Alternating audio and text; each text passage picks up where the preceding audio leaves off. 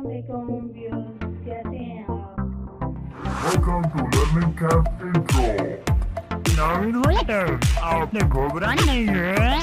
Learning Camp और यहाँ मिलेंगी उर्दू की क्लासें बिल्कुल फ्री। Learning camp.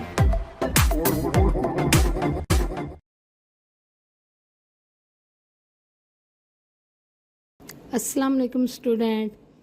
तो आज लर्निंग कैंप में आपको खुशामदीद कहती हूँ। आज मेरा सेकंड लेसन है जो कि है नात पे। इसको स्टार्ट करने से पहले आप मुझे सब्सक्राइब करें, कमेंट्स करें, लाइक करें, बेल आइकन पर प्रेस करें ताकि आपको मेरी हर वीडियो जल्दी से मिलती रहे। ठीक है, आज हम पढ़ेंगे नात। तो नात का आपको पता है नात का मतलब क्या है। नात होती है नबी पाक हज़रत मोहम्मद मुस्तफ़ा सल्लल्लाहु अलैहि वसल्लम की तारीफ़ बयान करना। तो सबसे पहले हम बताएंगे आपको कि ये नात किसने लिखी। इसके लिखने वाले हैं एहसान दानिश। नात के शायर एहसान दानिश हैं और इनका तखल्लुस भी जो है वो एहसान है।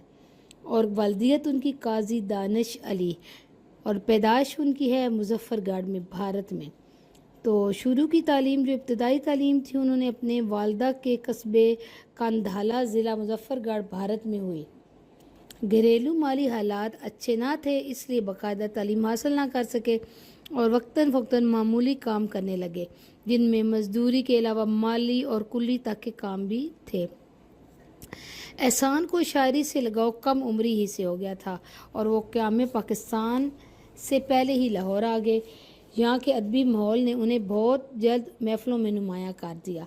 उनकी बहुत सी मशहूर किताबें भी हैं जो छपी, जो उन्होंने उनके नाम से मशहूर हैं, जिनमें है जी नवाए कारगर, नफ़ीस फ़ितरत, जादो नो, कफ़ल सलासल और चरागा ख़ास तौर पे उनकी मशहूर बुक्स हैं।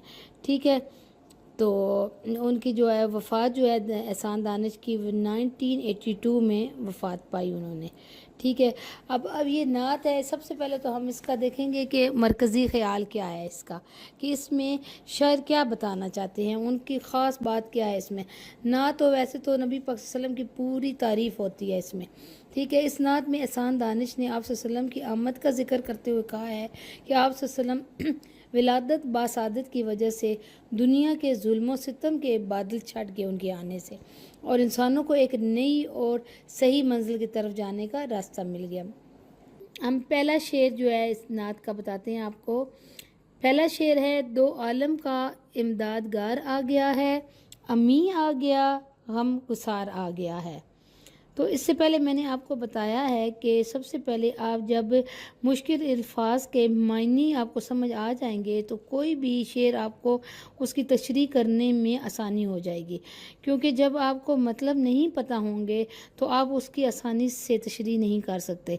जब आप उसकी मीनिंग आपको समझ आ जाएंगे तो आपने अपने लफ्ज़ों में जैसे आपको समझ आ रहा होगा आप उस तरह लिख देंगे तो वो आपकी तशरीह बिल्कुल सही होगी। तो इससे पहले आपको मीनिंग बताते हैं मुश्किल अल्फाज के। दो आलम यानी कि दोनों जहान, मुराद ये दुनिया और दूसरी दुनिया।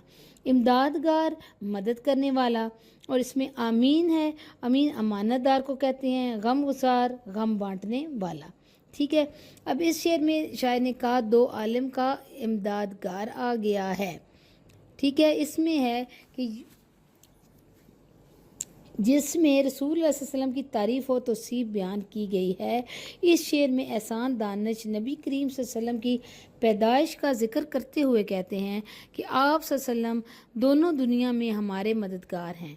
एक ये फ़ानी दुनिया और दूसरी आखिरत की दुनिया जो हमेशा रहने वाली। फ़ानी दुनिया यानी कि ख़त्म होने वाली दुनिया और आखिरत की दुनिया जो हमेशा रहने वाली दुनिया है। दोनों आलम के लिए, दोनों जहान के आलम के लिए सरदार बना के अल्लाह ताला ने आपको भेजा इस दुनिया में। आप सल्लल्लाहु अलैहि वसल्लम ने अल्लाह ताला की अमानत यानी दीन इस्लाम हम तक पहुँचाया। ये अल्लाह ताला की अमानत थी जो अल्लाह ताला ने नबी पाक सल्लल्लाहु अलैहि वसल्लम को दी थी कि आप दुनिया में दीन इस्लाम को फैलाएं। नबी पाक सल्लल्लाहु अलैहि वसल्लम उसकी हिफाजत की, उसकी देखभाल की, उस अल्लाह ताला के बताए हुए तरीक़ों के मुताबिक दीन को पूरी दुनिया में फैलाया। ہمیں زندگی گزارنے کے طریقے بتائے، ہمیں خیر و شر کی باتوں سے آگاہ کیا۔ آپ صلی اللہ علیہ وسلم نے دین اسلام کے بتائے ہوئے طریقوں پر عمل کر کے اپنی امت کے لیے راہ آسان کی۔ دوسرے لفظوں میں آپ صلی اللہ علیہ وسلم نے امت کو بتایا کہ دین کیا ہے اور اس پہ کس طرح عمل کرنا ہے۔ ٹھیک ہے، اب آگے ہے آمین آ گیا، غمگسار آ گیا۔ آپ صلی اللہ علیہ وسلم نے اللہ تعالیٰ کی امانت یعنی قرآن مجید کو بحفاظت سب تک پہنچایا، اس کا فریضہ سر انجام دیا۔ اسی طرح دنیا میں یعنی دنیا آخرت میں بھی اپنی امت کی شفاعت کریں گے۔ نبی پاک صلی اللہ علیہ وسلم نے اپنی امت کی شفاعت کرنی ہے، دنیا میں بھی اور آخرت میں بھی، اس کے بغیر ہم لوگ سرخرو نہیں ہو سکتے۔ لیکن اس کے لیے ایک شرط ہے کہ آپ صلی اللہ علیہ وسلم کے امتی ہونے کا حق ادا کریں، کہ جس طرح نبی پاک صلی اللہ علیہ وسلم نے ہمیں جو باتیں بتائی ہیں ان پر عمل کریں، اور جو راستہ ہمیں دکھایا ہے اس راستے پر چلیں، سچے دل سے آپ صلی اللہ علیہ وسلم کی باتوں پر ایمان لائیں، اور اسی صورت میں آپ کے سلم کی شفاعت کے حقدار ہو سکتے ہیں۔ ٹھیک ہے، ورنہ اگر آپ نبی پاک صلی اللہ علیہ وسلم کی باتوں پر عمل نہیں کریں گے تو آپ سچے مسلمان نہیں ہو سکتے، اور نہ ہی نبی پاک صلی اللہ علیہ وسلم آپ کی شفاعت کریں گے۔ اللہ تعالیٰ نے قرآن مجید میں ارشاد فرمایا ہے، اور ہم نے آپ صلی اللہ علیہ وسلم کو تمام جہانوں کے لیے رحمت بنا کر بھیجا۔ ٹھیک ہے، شاعر دنیا کو خوشخبری دیتے ہوئے کہتا ہے، وہ خوشخبری دے رہا ہے، شاعر بتا رہا ہے دنیا کو کہ حضور صلی اللہ علیہ وسلم اس دنیا میں تشریف لائے ہیں، دونوں جہانوں میں ہمارے مددگار ہیں۔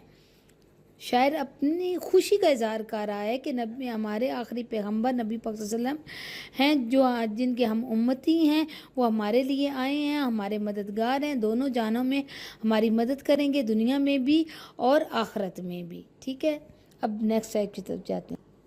ہاں جی، دوسرا شعر ہے، غریبوں کی جا کو یتیموں کے دل کو سکون ہو گیا ہے، قرار آ گیا ہے۔ یتیم ایسا بچہ جس کا باپ وفات پا چکا ہو، ٹھیک ہے، اور سکون، اطمینان، تسلی، ٹھیک ہے، اور قرار کا مطلب ہے چین آ جانا، سکون آ جانا۔ تو اس میں شاید اس کا مفہوم جو ہے سمپل سا، جو آپ کو سمجھ بھی آ رہا ہوگا، نہیں آ رہا تو بتاتی ہوں، اس کا مفہوم چھوٹا سا ہے کہ غریبوں کی جان کو سکون آ گیا۔ شاعر کہتا ہے جو غریب ہیں ان کے دل کو سکون آ گیا، کیونکہ یتیموں کے دل کو چین آ گیا کہ نبی پاک صلی اللہ علیہ وسلم یتیموں کے غمزار ہیں، غریبوں کے مددگار ہیں، اور ان سے بڑھ کے کوئی بھی نہیں ہے۔ جو بھی مدد مانگتا ہے نبی پاک صلی اللہ علیہ وسلم سے مانگتا ہے، اور نبی پاک صلی اللہ علیہ وسلم اس کا ساتھ دیتے ہیں۔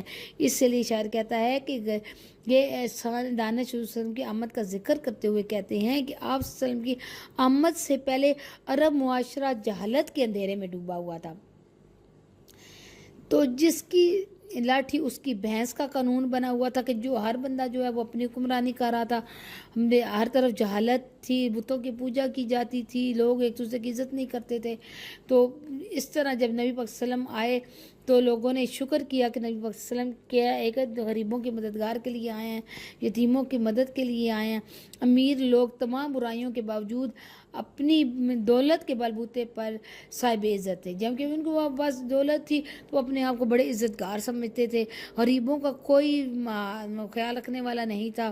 اگر کوئی غریب یتیم ہوتا تو اس کے لیے در در کی ٹھوکریں ہوتی، وہ بیچارہ زہر و ذلیل ہوتا رہتا، اس کی جگہ کسی کو عزت نہ ہوتی، اس کی کسی کے پاس غریب کی عزت نہ ہوتی۔ اگر کوئی امیر بچہ یتیم ہو جاتا اور اس کے لالچی رشتہ دار اس کے مال اور متاع سب پر قبضہ کر لیتے اور ہیلے بہانوں سے اس کو الگ کر دیتے تھے۔ ٹھیک ہے، اب سکون ہو گیا، قرار آ گیا۔ دوسرے لفظوں میں ہر طرف ظلم و جور کا بازار گرم تھا، ہر طرف ظلم و ستم تھے۔ نبی پاک حضرت محمد مصطفیٰ صلی اللہ علیہ وسلم کی تشریف آوری سے ساری لاقانونیت ختم ہو گئی، یعنی کہ جب نبی پاک صلی اللہ علیہ وسلم تشریف لائے تو یہ ساری غلط باتیں، جو غلط قانون بنائے ہوئے تھے، سب ختم ہو گئے۔ اسلام نے ہر طرف ہر شخص کے حقوق متعین کر دیے۔ اسلام نے ہر چیز کی شخص کے حقوق کے بارے میں بتایا کہ کون کون سا شخص کس کس چیز کا حقدار ہے اور اس کو کس کس طرح وہ حق ملنا چاہیے۔ امیر ہے، غریب ہے، جیسا بھی ہے، ان کے حقوق سب نبی پاک صلی اللہ علیہ وسلم نے بتائے۔ عظمت اور بڑائی کی بنیاد تقوی پر رکھی، عظمت اور بڑھائی کی بنیاد تقوی پا رکھی. اسی طرح غریبوں اور یتیموں کو بھی اپنے حقوق میسر کیے. اس طرح انہوں نے غریبوں اور یتیموں کو بھی ان کے حق دیے اور ہر بات کے لیے ایک تقوی یعنی کہ پرہیزگاری رکھی. ایک پرہیزگار، ایک عظمت ان کے بڑھائی کے لیے یعنی کہ کوئی بھی کام کرنے کے لیے ایک قانون بنا دیا. غریبوں اور یتیموں کو بھی ان کے حق دیے، وہ بھی بے خوف و خطر اپنی زندگی گزارنے لگے. کیونکہ جب نبی پاک صلی اللہ علیہ وسلم نے جب یہ قانون بنائے، اسلام کے راستے پہ لوگوں کو اسلام کے بارے میں بتایا، اللہ تعالیٰ کے بارے میں بتایا، اور جو جب وہ ان کے قانون نافذ کیے گئے تو غریبوں اور یتیموں کو بھی ان کا حق ملنے لگا اور وہ بھی اپنی زندگی آسانی سے گزارنے لگے اور ان کے دل بھی مطمئن ہو گئے اور ان کے دل بھی نبی پاک صلی اللہ علیہ وسلم کی محبت سے مالا مال ہو گئے. ان کے دل میں سکون آ گیا، وہ خوش تھے کہ نبی پاک صلی اللہ علیہ وسلم کے آنے سے ہمارے لیے آسانی ہو گئی ہے. یہ تھا شعر نمبر 2. اب آتے ہیں جی شعر نمبر 3. اصول محبت ہے پیغام جس کا، وہ محبوب پروردگار آ گیا ہے. اچھا، اصول محبت، اصول طریقہ، ٹھیک ہے. اصول طریقہ، پیغام، کسی تک زبانی اپنی بات پہنچانا. کسی تک پیغام وہ ہوتا ہے نا جب آپ کسی کو کہتے ہیں کہ وہ فلاں بندے کو جا کے میری بات کہہ دینا، میرا پیغام دے دینا، اپنی بات اسے تک پہنچانا. محبوب بہت پیارا، پروردگار پالنے والا، مراد اللہ تعالیٰ کی ذات. ٹھیک ہے. اس میں شاعر کیا بتانے کی کوشش کر رہے ہیں، اس میں شاعر نے کہا جس کا پیغام محبت اصول ہے وہ اللہ تعالیٰ کا پیارا آ گیا ہے. یعنی کہ نبی صلی اللہ علیہ وسلم کی تعریف کرتے ہوئے شاعر اس میں بتا رہا ہے کہ جس کا پیغام یعنی کہ نبی پاک صلی اللہ علیہ وسلم جس کا پیغام محبت ہے وہ اللہ تعالیٰ کا پیارا بندہ ہے، اللہ تعالیٰ کا رسول ہے. ٹھیک ہے. اس میں پہلے شعر میں اصول محبت ہے پیغام ہے جس کا حضور صلی اللہ علیہ وسلم کی پوری زندگی محبت کا درس دیتی ہے. آپ صلی اللہ علیہ وسلم نے عرب کی جاہل اور اجڑ قوم کو زندگی گزارنے کے طریقے بتائے. ٹھیک ہے. اور انہیں مذہب قوموں کے شانہ بشانہ لا کھڑا کیا. یعنی کہ نبی پاک حضرت محمد مصطفیٰ صلی اللہ علیہ وسلم نے پوری دنیا میں محبت کا درس دیا، ہر جگہ پہ محبت پھیلائی، محبت کے بارے میں کہا کہ ایک دوسرے پیار محبت سے رہو. آپ صلی اللہ علیہ وسلم نے عرب میں جو جاہل اور اجڑ قوم تھی ان کو رہنے سہنے کے طریقے بتائے. انہیں مذہب قوموں جو یعنی کہ مذہب کیا، عزت دار قومیں، جو عزت دار قومیں تھیں ان کی طرح رہنا سہنا سکھایا کہ کس طرح لوگ عزت سے رہتے ہیں، ایک دوسرے کی عزت کرتے ہیں اور کس طرح ان کی زندگی گزرتی ہے. آپ صلی اللہ علیہ وسلم نے اسلام کی تبلیغ کے لیے محبت کا طریقہ اپنایا. اللہ تعالیٰ نبی پاک صلی اللہ علیہ وسلم نے اسلام کو پھیلانے کے لیے، تبلیغ کرنے کے لیے، اللہ تعالیٰ کی بتائی ہوئی باتوں کو پھیلانے کے لیے محبت کا طریقہ اپنایا کہ انہوں نے پیار محبت سے سب کو بتایا. آپ صلی اللہ علیہ وسلم نے اپنی میٹھی زبان سے کافروں کے جو پتھر دل تھے ان کو بھی نرم کر دیا. سبحان اللہ. آپ صلی اللہ علیہ وسلم نے اپنی پوری زندگی دوسروں کو محبت کا سبق دیتے اور خود اس پر عمل کرتے گزار دی. آپ صلی اللہ علیہ وسلم اس بات کی جاگتی جیگتی ثبوت ہیں کہ آپ صلی اللہ علیہ وسلم نے اللہ تعالیٰ کے بتائے ہوئے رستوں پر چلنا سکھایا، محبت سے رہنا سکھایا. نبی پاک صلی اللہ علیہ وسلم کے بارے میں ہے کہ کرو مہربانی تم اہل زمین پر، خدا مہربان ہوگا عرش بری پر. سمجھ آئیے آپ کو شعر کی؟ ایک شعر کا مطلب ہے کرو مہربانی تم اہل زمین پر، کہ کہتے ہیں کہ تم زمین پہ اللہ تعالیٰ کے بندوں پر مہربانی کرو تو خود اللہ تعالیٰ کی ذات تم پر مہربانی کرے گی. کہ اگر تم لوگ کسی کا فائدہ کرتے ہو تو اللہ تعالیٰ تمہیں اس کا بدلہ اچھا دیتا ہے. آپ صلی اللہ علیہ وسلم اللہ تعالیٰ کے سب سے پیارے نبی ہیں. اللہ تعالیٰ نے آپ صلی اللہ علیہ وسلم کو اس دنیا میں بھیجنا تھا، اسی لیے اللہ تعالیٰ نے یہ دنیا بنائی. تو چلتے ہیں شعر نمبر 4. اب انسان کا عرفان ہوگا، یقین ہو گیا، اعتبار آ گیا. عرفان کا مطلب ہے پہچان، شناخت، یقین ہونا، کسی چیز کو دل سے مان لینا. ٹھیک ہے. اور اعتبار کا مطلب ہے بھروسہ کرنا. اس میں شاعر کیا کہتا ہے، سمپل سا مفہوم ہے اس کا. اب انسان کو انسان کی پہچان ہو جائے گی کیونکہ انہیں بھروسہ اور یقین ہو گیا ہے. نبی پاک صلی اللہ علیہ وسلم پر ان کو یقین ہو گیا ہے. انسان کو انسان کی پہچان ہوگی کیونکہ نبی پاک صلی اللہ علیہ وسلم نے بتایا ہے کہ ایک دوسرے کے ساتھ کس طرح رہنا سہنا ہے، کس طرح رویہ اختیار کرنا ہے. تشریح میں ہے اس کا، اب انسان کو انسان کا عرفان ہوگا۔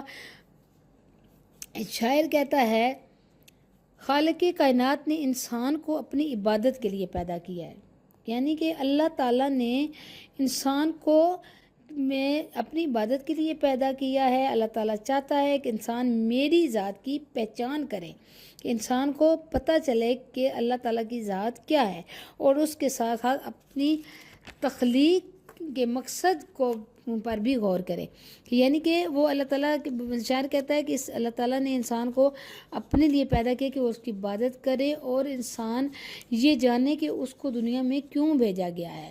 انسان دنیا میں صرف کھانے پینے یا کام کاج کرنے کے لیے نہیں، بلکہ اللہ تعالیٰ نے انسان کو اس لیے پیدا کیا ہے کہ وہ اس کی عبادت کرے۔ حضور صلی اللہ علیہ وسلم نے اس دنیا میں تشریف لائے، آپ صلی اللہ علیہ وسلم نے انسانوں کو ان کے صحیح مقام سے آشنا کروایا۔ نبی پاک صلی اللہ علیہ وسلم نے لوگوں کو بتایا کہ ان کا صحیح مقام کیا ہے۔ اللہ تعالیٰ نے انسانوں کی ہدایت اور رہنمائی کے لیے قرآن مجید نازل کیا، جو نبی پاک صلی اللہ علیہ وسلم پر اتارا گیا، ٹھیک ہے۔ اور دوسرے مصرے میں یقین ہو گیا، اعتبار آ گیا۔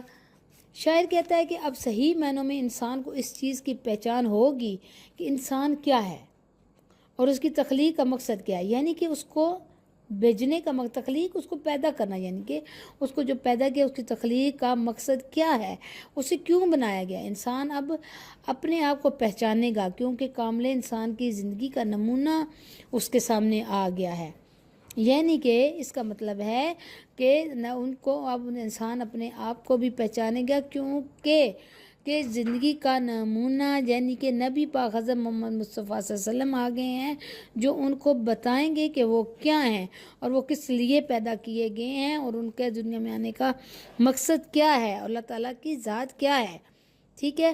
نبی پاک صلی اللہ علیہ وسلم انسان کامل ہیں، آپ صلی اللہ علیہ وسلم کے سوا نہ تو کوئی انسان کامل ہوا اور نہ آئندہ کبھی ہوگا، یعنی کہ نبی پاک صلی اللہ علیہ وسلم سے بڑھ کر نہ کوئی آیا ہے اور نہ کوئی آئے گا۔ آپ صلی اللہ علیہ وسلم کی ذات ایک مکمل ذات ہے۔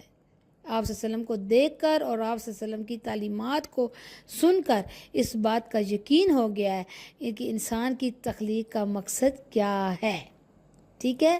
آپ صلی اللہ علیہ وسلم کے رویے کو، ان کے ذات کو دیکھ کے آپ کو ویسے بھی جب بھی آپ سنتے ہیں نبی پاک صلی اللہ علیہ وسلم کی تعریف سنتے ہیں، ان کے بتائے باتیں سنتے ہیں، حدیث سنتے ہیں، آیات سنتے ہیں، تو آپ کو پتہ چلتا ہے کہ نبی پاک صلی اللہ علیہ وسلم ایک مکمل، وہ کہتے ہیں نا کہ چلتے پھرتے قرآن پاک تھے۔ حضرت عائشہ رضی اللہ فرماتی ہیں کہ نبی پاک صلی اللہ علیہ وسلم چلتے پھرتے قرآن پاک تھے، کیونکہ ان کو اس لیے کہا گیا کہ جو کچھ اللہ تعالیٰ نے ان قرآن پاک میں بیان کیا، جو کچھ اللہ تعالیٰ نے بتایا، نبی پاک صلی اللہ علیہ وسلم نے اسی کی بالکل اس کی رہنمائی کرتے ہوئے لوگوں کی رہنمائی کیا، اس بات کو لوگوں کے سامنے رکھا کہ اللہ تعالیٰ کیا کہتا ہے، اور اس کے بغیر نبی پاک صلی اللہ علیہ وسلم نے ہٹ کے کوئی بات نہیں کی۔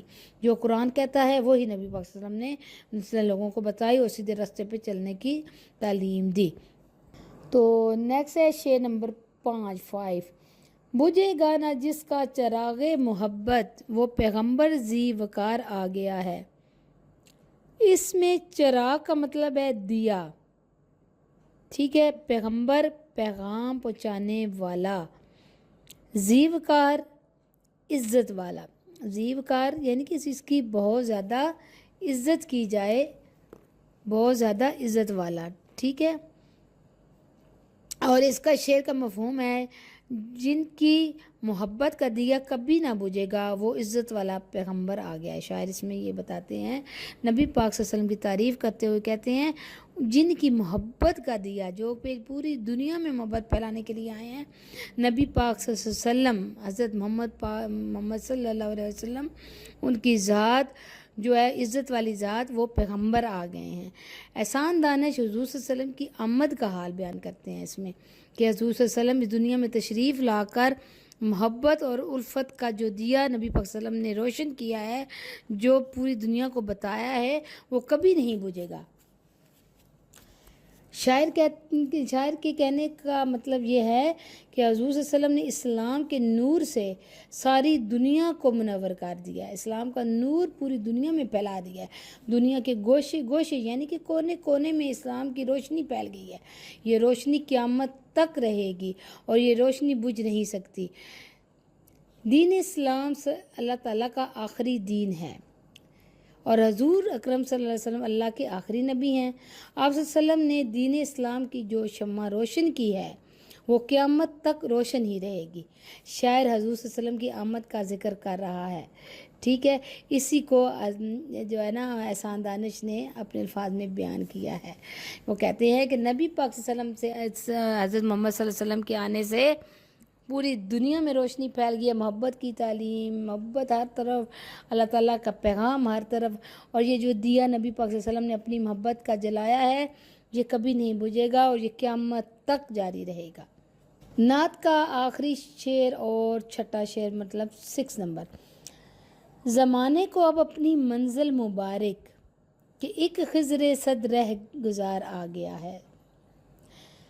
منزل پہنچنے کی جگہ، منزل ہوتا ہے ٹھکانہ جہاں پہ بندے نے پہنچنا ہوتا ہے، ٹھیک ہے۔